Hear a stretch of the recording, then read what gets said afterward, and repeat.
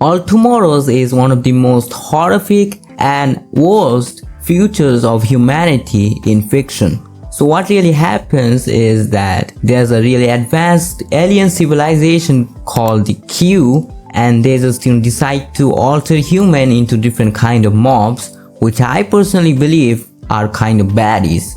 Low-key, they turned humans into like different kind of baddies.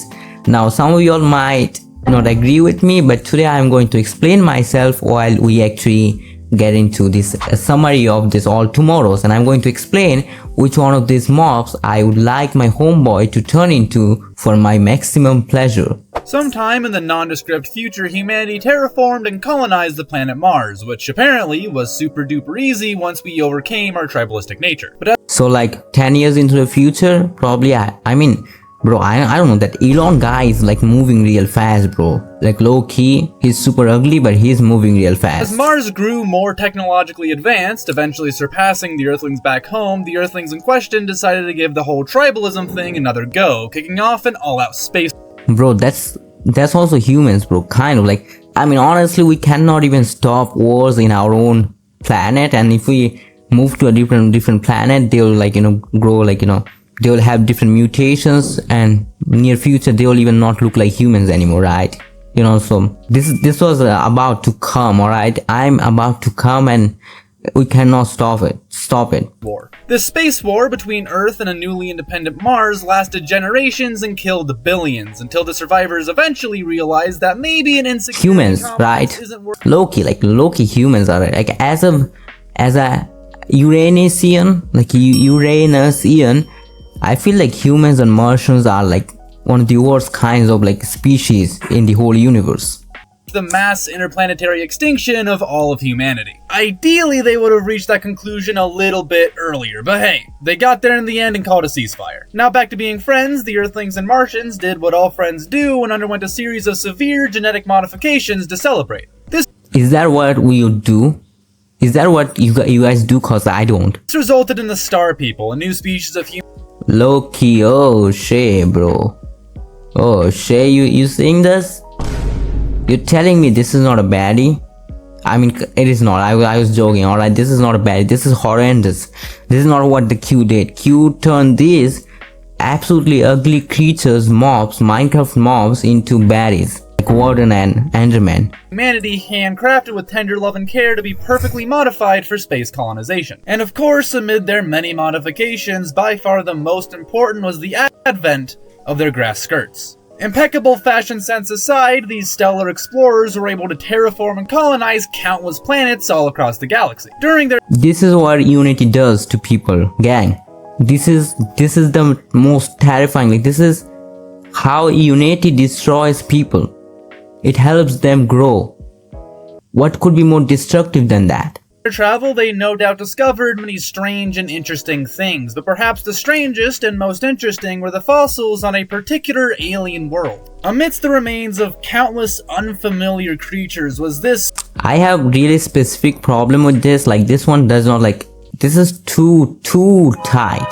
I like tight, but this is too tight. Weird looking bird thing with gnarly claws, believed to be a direct descendant of this weird looking bird thing with gnarly claws. The bird in question is a long extinct dinosaur that evolved back on Earth. Problem is, Earth is currently several hundred light years away. So how'd this thing get here? While some people assume that Jesus must have put it there, the leading theory was that a group of intelligent ancient aliens must have abducted some of the Q animals and left them spoilers all over the galaxy.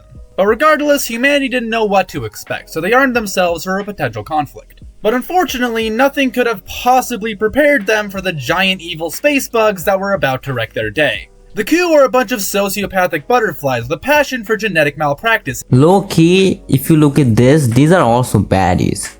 Like literally, like this is moderately sized throat, and then I believe I can also use this thing over here. And years of experience. And not only that, but they're just plain rude. I mean, when they meet humanity for the first time, they don't say hello, they don't shake their hands, they don't even ask their names. Instead, they just horribly mutate their feeble forms into a series of terrible monstrosities.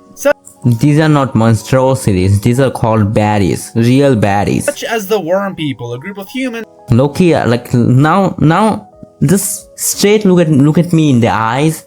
and say this is not a baddie. Like how, like look at this. This is baddie for both men cause they have mouths, and how long this is, and also for alright bro, also for girls. Like why am I scared of saying that, bro? Is forced to burrow through the dirt of a sun-baked planet. You know, kind of like a worm. Then we have the lopsiders and the They had really good artistic, like really good taste. Like look at all of them have really long throats. That is really good. Both of which are just kinda sad. But the trophy for saddest guy has got to go to the colonials. The sloth mommies. I'm probably going to put myself in one of those cubes, and on top I'm going to put something like sloth mommy or something like that. I'm not sure like how YouTube will react to that. Probably have to consult one of the most reliable sources for YouTube, Gemini, and then I'll ask whatever I can put. But if I didn't put that in the thumbnail, then my original plan for this was putting sloth mommy. Descendants of a particularly resilient group, they were able to defend themselves against 2 subsequent attacks. When daddies try to make you baddies, do not resist. But were overpowered. That is the moral of the story. As punishment, not only were they transformed into it's fictional, by the way. I'm not saying anything system, but they were forced to keep their real eyes to real life. brain so they could fully process what they were forced to do. Yeah, I think the Q needs to see a therapist. But by that same token, a lot of post-humans were actually taking it pretty easy, such as the hedonists, who were used as luxury pets and given a plentiful garden planet to reproduce. Okay, I kind of hate them, bro. I'm kind of jealous of them. To keep their intelligence. Look at this. Look at that throat. And also the whatever the shit that is probably their balls. I ain't gonna lie. Look at that and tell me this is not a baddie. But also given an incredible photograph. But overall, I guess we have got 2 the most baddest mobs out here. Which one the first one I guess was the worm kind of thingy, and this one Mentalop or whatever you say. So I believe out of these 2, I guess I would like my homeboy to, like, you know, turn into that worm thingy, because that is like out of these 2, that is the most satisfying, like most pleasurable, right? But we might find something better. This is a biological scheduling program. And believe me, I know I'm about to get yelled at in the comments for putting these undeniably tragic figures in the taking it easy camp, but I'd still say that being sad and bored is better than getting hunted down by other humans or being an actual literal toilet. Meanwhile, we have the Spacers, a group of interstellar yogis that from the looks of things spend a lot of money on hair gel. Surprisingly, despite their So these might be one of the worst creatures, like one of the ugliest looking mobs in the whole All Tomorrow's book or series, whatever this is, cause this one like does not have long throat. Isn't that what defines a baddie? One unsettling appearance, these anime cosplayers are the only human survivors of the Q's millennia-long campaign, hiding out in desolate space stations and hollowed-out asteroids as their bodies adapted to their weightless conditions. But all was not lost for the humans that failed to escape, for shortly thereafter, keeping true to their sociopathic tendencies, the Q packed up and left without so much as a see you later, leaving the countless ruined humans to fend. This baddie over here might be the freakiest baddies of all time. Look at this tongue, bro. But still, I still, like, you know, choose pleasure over freakiness, so I'm going to still keep my homeboy as a worm. For themselves. Without the maybe something better comes up next. Many post-humans were driven to extinction, such as the Striders, who were, tragically... Alright, so... Still, I guess worms are better, right? Slaughtered by a bunch of giant chickens. And those who survived were forced to evolve, oftentimes regaining their intelligence in the process. Remember the worm people? Well, they got an upgrade, and now they're the snake people. A few other examples. The Pterosapiens, the killer... Low-key, bro. What? I guess snake people are better? Yeah, so... Yeah, alright, so snake people are descendants of worm people, and I believe they are also like bigger in size and look a bit more intelligent, so they can actually give consent low-key. So they're definitely better, right? They're definitely better. So I'm going to turn my homeboy into a snake. Snake people, like not normal snakes, like this one. A few other examples include the Pterosapiens, the Killer Folk, and a personal favorite of mine, the Tool Breeders. Having evolved underwater, they were unable to invent fire or electricity, so instead they bred their livestock to serve the same purpose. For example, an octopus that uses its color-changing skin as a television screen. If that's a little too crazy for you, then I guess you better skip ahead. Alright, about to bro. get a Alright. whole Yeah, lot yeah, crazy. yeah, yeah, You bro. see, when they eventually got sick of their home world, they just grew a spaceship out of animal parts and then flew away inside of a living spaceship. It's like a cow, but instead of producing milk, it pokes holes in the ozone layer. Well, you know, more so than usual. Then there's the asymmetrical people, who Are they baddies?